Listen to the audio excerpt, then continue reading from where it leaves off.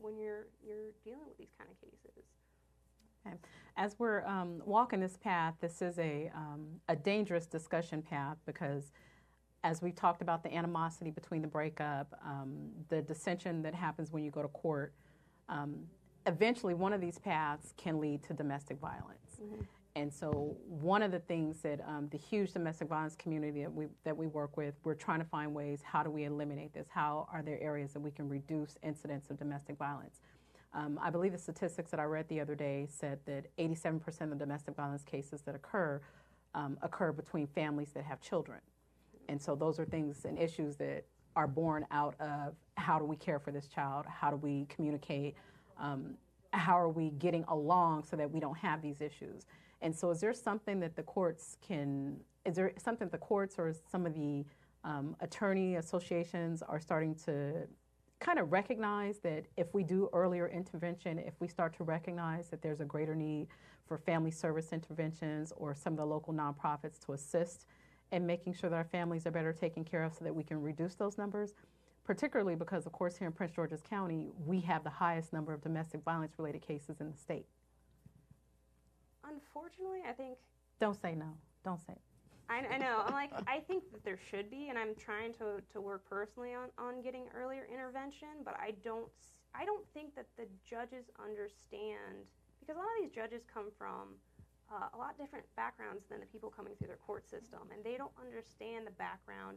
What background would that be, Audra? Since most of the judges are old white males, what type of background would they be coming from? I mean, even if it's not even a racial issue, it's upper income. Mm-hmm. They're all upper income. To get through law school takes a lot of money. And I think they don't understand lower income families, mm-hmm. regardless of what race it is. I think race just adds another issue to it. But, you know, I think I've seen judges that will make bad decisions regardless of whether you share the same race or not. But I think it's harder to identify with a race that's different from you. And what about the baby boomers? A lot of the judges are also early baby boomers, where they came from two-parent households where moms and dads, mm-hmm. regardless of what the problem was, they didn't divorce. They just dealt with it. So even though the dad may have had another life, had some other kids on the side, but they kept the family intact. And they're starting to see people from Generation X, my generation, of course the millennials, which is your generation, but they're starting to see people coming in and they're figuring out, well, why are you guys divorcing? Why are you guys having all these kids out of wedlock? We never had problems in our generation like that. Actually, yeah, no, I think that's also a huge, huge difference, is that these judges don't understand millennials. They don't understand the financial difficulties of millennials, and that our income as millennials is so much lower than theirs were when they were growing up. So mm-hmm. they really don't understand the background, you know, and I see that a lot more in like contempt cases where, you know, they see a lot of times dads without jobs, so they're trying to find jobs and having problems with it. And, you know, I've seen a lot of judges where if they feel like dad is being fed, that he should be able to pay child support, you mm-hmm. know, and they'll throw him in jail because of that, and dad will sit in jail for months. I think it gets up to 6 months, mm-hmm. You know, and I think that's just kind of devastating to some of these cases where the dad's then not seeing the kids. You know, he's even further behind because any interviews or anything he might have had lined up are then gone. But I think, you know, there's a large stigma of these judges on these millennials because of how different they operate. Mm-hmm. And there's so many less married parents. A lot of these relationships are a lot quicker, especially when, you know, they're not together at the time the child is conceived. And that has nothing to do with the changes in society, by the way. Well, yeah. But, you know, I see a lot of struggles because a lot of these dads, even the ones that do want to get involved, the courts tend to have this idea of attachment theory where they believe that it's damaging to a child for dad to get overnight visits while the child's an infant, even though when I've done research on it, I haven't really been able to find much that really supports that theory. Mm-hmm. And now there's a lot of controversial stuff coming out saying, no, dads need to be involved early on. Absolutely. But when you have the baby boomers that grew up with this concept that mom raises the child and mom's going to have the baby's going to have emotional issues if you take the child away or give dad even a few overnights, you create, you know, the courts will basically create these huge burdens on the dads that do want to be involved, where they can see the child maybe a couple hours here, a couple hours there throughout the week. And you got to remember that these are dads that are usually trying to get started in their careers, going to college, things like that. They might not have easy transportation. They're also getting hit with an enormous amount of child support if they do go to court, because daycare costs are so high, in addition to child support, and then the health care, which is also rising. It's easy for a dad that's making 30, 40, 50, 60,000 to go to court and get hit with that in child support. And the guidelines were based off, I believe, standards in 2005. I was going to say, I think we talked about that as well, that it was definitely outdated, more than a decade. Well, the economy, it was during the economy boom, and it hasn't been sort of changed since after that. And I think it's hard because I think the courts tend to follow the status quo. So once after the original hearing, dad gets hit with a small amount of visitation, the courts don't often sort of help increase that. So I see the biggest burden on these younger, low-income fathers who weren't really in a relationship with mom when the child was just born, really struggle to get involved, and the courts just don't give them a lot of time or access. And the moms are often afraid to let dad spend time with the child because it's this little tiny child, and they know that dads, don't always mature as quickly, and I think they're constantly terrified that the dad's going to drop the baby, or sometimes dads will show up without a car seat and want to take the child, and it's things like that where the moms are just no, you can come visit at the house, and even though I hate you and I've been yelling at you all week long, but you can come to the house and visit the child. And a lot of I see a large amount of men that just leave the picture because it's too difficult to get involved early on, and then it's hard to get these guys back into the picture, even though they wanted to be active initially. And I think a lot of studies out there are trying to study more about the father-child bonding. Not only does the child need to bond with the dad, but the dad needs to bond with the child. Absolutely. And I think a lot of judges don't tend to think about that factor. They think that all these dads are going to be bending over backwards, and they don't take into account, as a millennial, not only are you working more hours and getting paid less, and a lot of people don't have cars quite as easily, that dad might have a lot of issues in being able to get there. Okay. Since we've discussed some of the issues and the problems surrounding it, what are some solutions? What are things that parents can do, or some of the advocates such as myself, and of course I know you're an advocate as well, what is it that we can do to help make the court experience better? Are there any out-of-court solutions that we can suggest? Are there solutions that we can provide for people to be prepared for when you go to court, or things to do outside of court? I mean, the more you can do outside of court, I think the better off you're going to be as a family. I think people need to stop thinking of things in sort of black and white terms.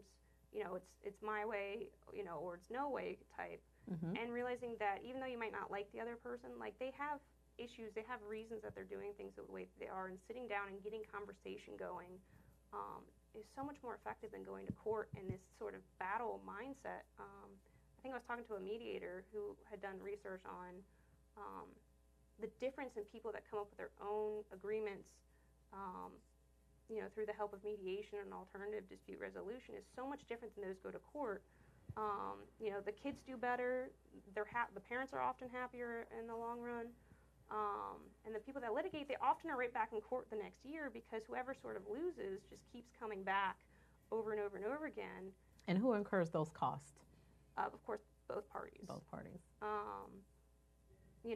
And so it's really, from a financial perspective and an emotional perspective, so much more efficient to make sure that the other party feels heard, and to understand where they're coming from, even if you don't necessarily agree, but to try and start to compromise and to brainstorm together in whatever sort of manner that can take place. And I'm hoping sort of to get more movement of the court towards getting the parties to sort of come to this earlier rather than later, because the problem is with mediation, it's court ordered, but it's court ordered 6 months in or 7 months into the litigation process, and by that point, what's happened to the child in the relationship before then? Yeah, you've got 7 months that have gone by in which the parties have gotten into this war mindset. We're at war, and it's my way or it's his way, and it's harder to start to mediate and get away from that after being in court and doing the discovery process and things like that. So So if you can do mediation before you go to court, I mean, I think that makes a really big difference, because at that point, you know, the more you can do these agreements while things are amicable, and I really encourage people to try and find sort of a mediator to work it out, because it does help to have someone with a legal background to give common sense advice. Right. You know, and I think it really saves money in the long run to be proactive. Just to kind of, because you can sort of also, as a professional, anticipate potential problems in the future, and you can help people brainstorm ideas. Right. So I think that makes a big difference and help people get a starting point. And I think it's really important, too, to have a mediator that can broach and identify what the problems are that are really driving people, because family law is an emotionally driven area of the law. Oftentimes, if you can identify people's emotional needs and validate them, you can then move on. You know, I think men get frustrated because women will oftentimes, you know, keep going, like talking about something that bothers them, because they don't feel validated. They don't feel like dad understands. And if dad can actually just articulate, you know, understanding where the mom comes from, it's amazing what a mind change that you got me pregnant. I'm still mad at you for getting me pregnant thing. You know, it's just even saying, you know, I'm sorry. I understand where you're coming from, and I'm sorry, makes such a huge change in the conversation. And, you know, you'll start to see how people will change and start to listen and start to be more willing to work together once they feel validated in their position. And sometimes people have trouble, like, identifying what they're feeling, too.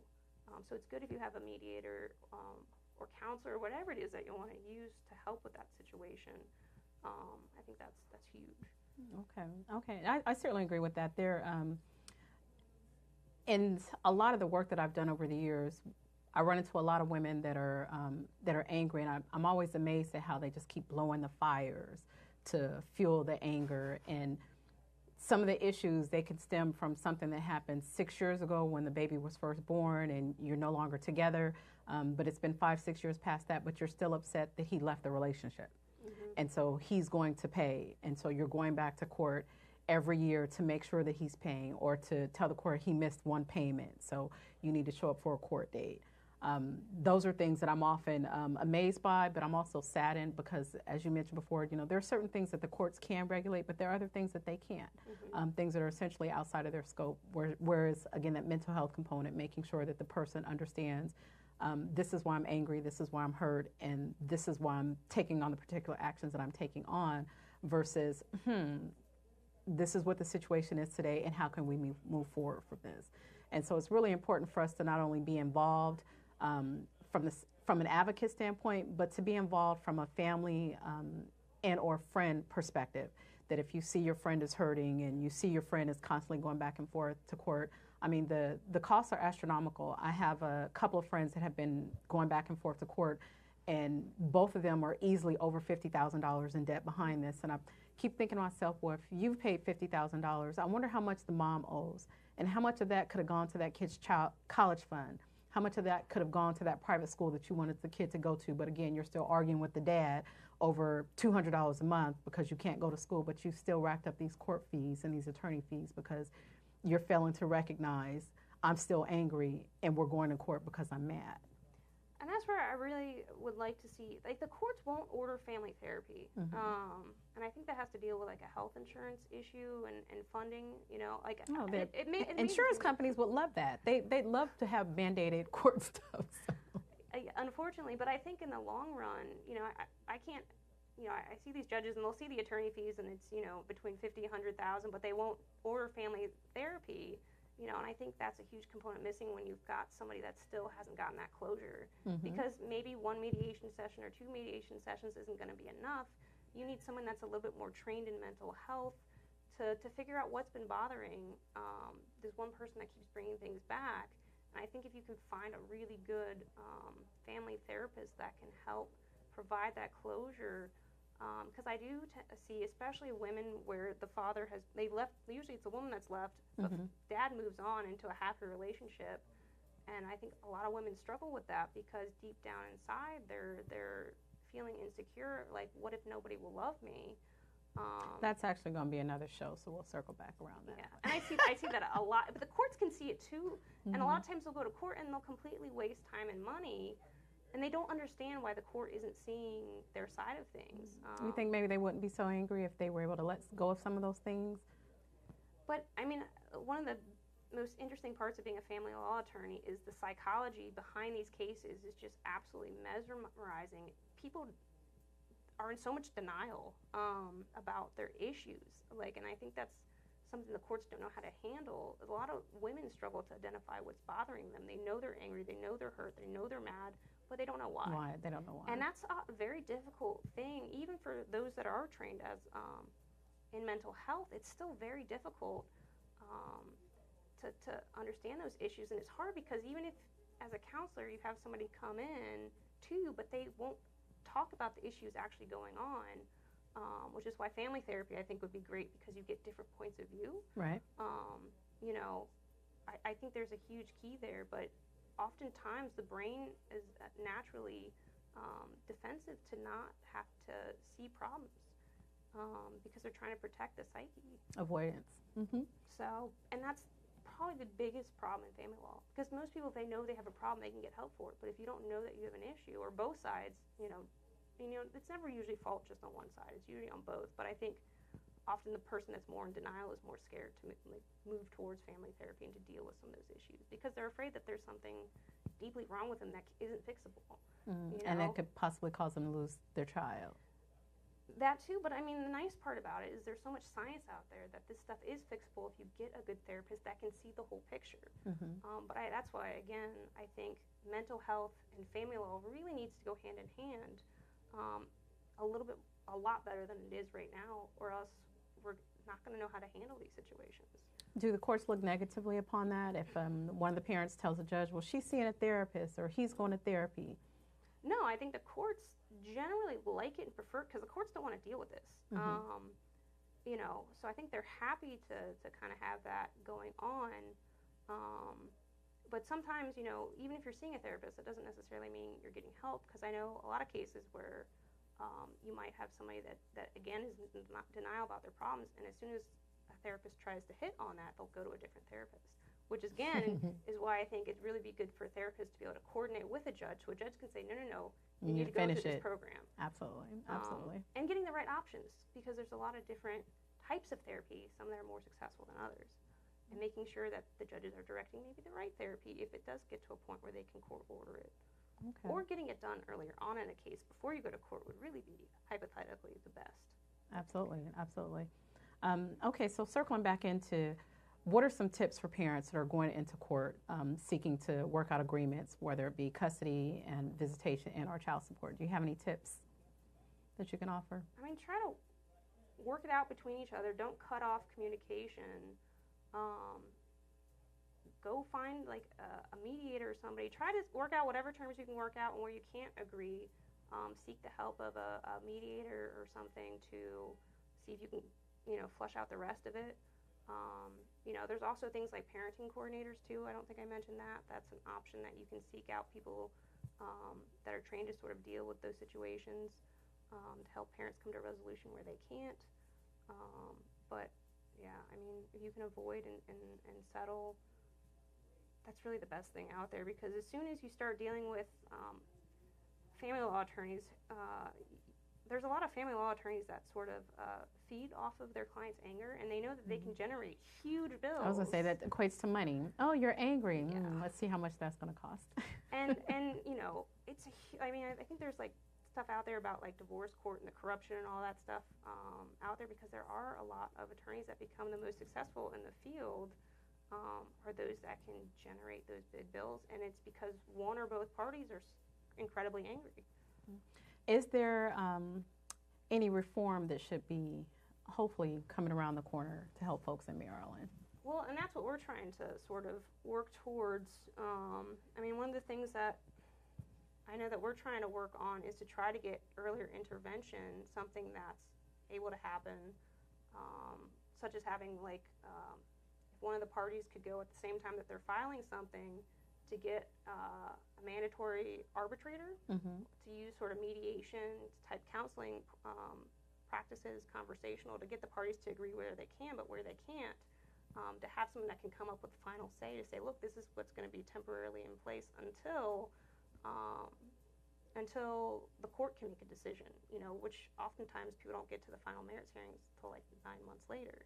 So if you can get, arbitration done in the first month, especially when these parties are often living together, if you can have an arbitrator that can sit there and work things out so that the parties can move out separately, because a lot of times they don't want to live with each other. Neither party wants to live with the other one, but you have to sit down and figure out how financially that can happen, and also, how custody is going to work. And especially if parents have been living together with a child, and a lot of times they're sharing parental responsibilities. Right. That's the best time to try and do a 50-50 schedule, or to at least practice each parent, like what each parent wants to do. And I think, a lot of times two parents would stay closer, if possible, and sometimes that's location-wise, counties and things of that nature. Especially, which might be better for the parties, but sometimes it's not as easily to afford. So, and sometimes you might have to sit down and think, okay, should we sell the house, and both get like an equally sized place so that the kids can go back and forth. But the earlier you can deal with that, because after you've incurred attorney fees, a lot of times these services may no longer be an option that really should have been done in the very beginning. So I would hope that reform would make a big difference. Okay. And I know we just have a few minutes left. I know that Maryland is one of the few states that are looking to try to make some type of reform. Do you think it's going to happen anytime soon? Well, I know that they've been trying for like the past 10 years, and I think, honestly, Maryland is one of the furthest behind in kind of coming up with more of a shared parenting type style. And I'm hoping to see some changes soon. The nice part, I like to think, is I'm young, so I've got another 30, 40 years to keep pushing this stuff until it finally goes into a right direction. Not a lot of people want to deal with it, and not a lot of people. I'm not as young as you. I don't have that much time left. I'm hoping it won't take that long, but I'm hoping by getting a background more in mental health, I can sort of use the legal system, my knowledge of that, to kind of collaborate more, because I think a lot of legal professionals have no idea how to handle these cases. And there isn't much collaboration, surprisingly, between mental health professionals and legal professionals to come up with a bigger macro solution, which kind of baffles me. But I think there's a huge area where hopefully we can make some steps. And I think a lot of people know that there's change out there. Absolutely. But there's a lot of research missing. We're missing a lot of empirical research. I'm a big fan of Freakonomics Radio. And one of the things they talk about is how much a lot of social programs are missing empirical data. And, it's like, why aren't we using the family law court system to come up with, to see what empirical data is out there, to see what's really in the best interest of kids, what kind of schedules really are doing better and which kind of schedules are doing worse, and why, and getting feedback from people. It's such a, ripe for the picking to use that for empirical data, because these people want to talk. They want to be listened to while they're going through the process and the problem. And I think it would be really helpful to people that come out of court feeling like they didn't really get what they were looking for, if they know that someone's going to listen and maybe some reform will be made if it's really a system problem. So again, that's something I really want to do if I am going back to school, to try to work on maybe getting the school systems with social work to maybe look into the court system to gather empirical data so that we can make reform that's actually based on empirical data and what actually is working well, as opposed to what just sounds good, which oftentimes is not always feel-good politics. Yeah, but it doesn't, it doesn't work. Right. And the results are astounding how poorly the courts are handling with family law by the volume we have. I think every court knows that the family law system is ineffective. Okay, well, we'll certainly have to talk about that on another show, because it's certainly needed, but I know that there's some other areas that we certainly want to delve into a bit more.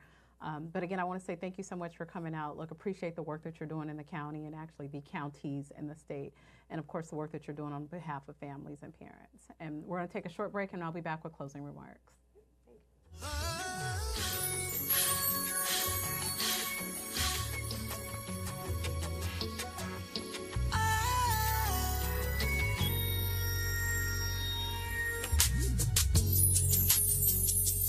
It's 5 a.m. and I've been awakened by a story my mind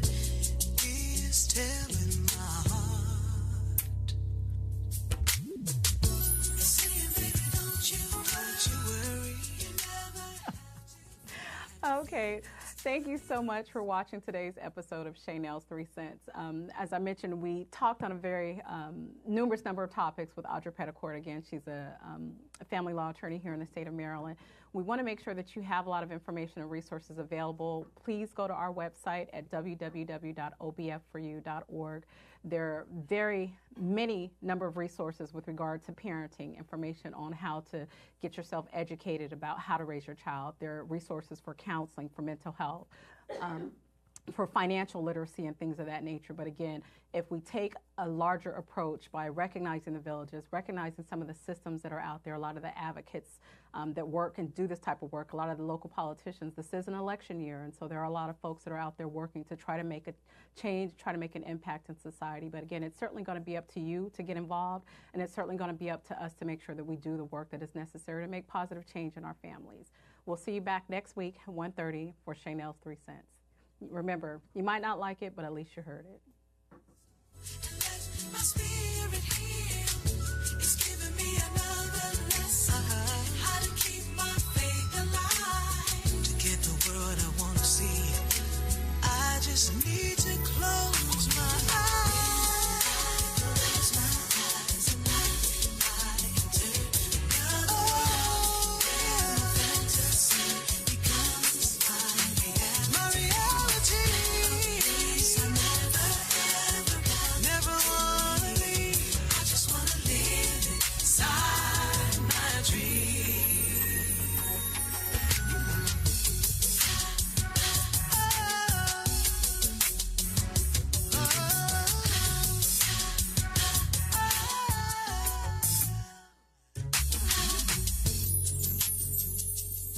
It's 3 a.m.